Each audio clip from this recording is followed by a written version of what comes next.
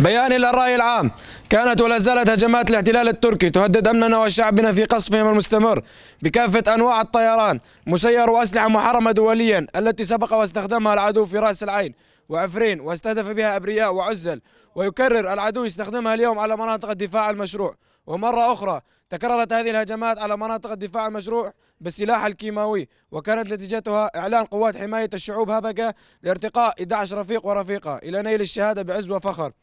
بعد المقاومة والتصدي لكافة أنواع الهجمات البرية والجوية والتي عجز الاحتلال التركي بالسيطرة عليها، وتزامنا مع هذا القصف الهمجي الذي نفذه في مناطق الدفاع المشروع. بل ولم يكتفي فقط، بل حرك خلاياه المدعومة من قبله أيضا والتابعة لتنظيم داعش الإرهابي في مدينة الرقة، ولذلك لضرب الأمن والاستقرار في المنطقة، والتي ارتقى من خلال هذا الهجوم أيضا 6 رفاق من قوى الأمن الداخلي وقوات سوريا الديمقراطية. إننا كحركة شبيبة ثورية واتحاد مرأة شابة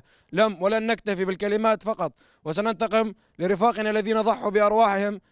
بأرواحهم رخيصة من أجل أمن واستقرار المنطقة ومن أجل يعيش شعبنا بسلام وأمان. وسنبقى دروعا حصينة ومانعة لهذا الاحتلال الفاشي البعيد كل البعد عن القيم الإنسانية والأخلاقية. ونقول لكل عدو ولكل مرتزق وحتى الفصائل المدعومة من قبله والتابعين لهم: مهما حاولتم فلن تزيدون إلا قوة وإرادة حتى ننال منكم ومن أفعالكم، وبأنكم لن تلوثوا شبرا من ترابنا، فكل شبرا من هذه التراب مسقية بأطهر الدماء. وإننا يدا بيد إلى جانب قواتنا حتى ننتقم لكافة رفاقنا الذين استشهدوا في الدفاع عن هذه الأراضي وعن كرامة هذا الشعب، وأننا سنسير على طريقهم حتى النصر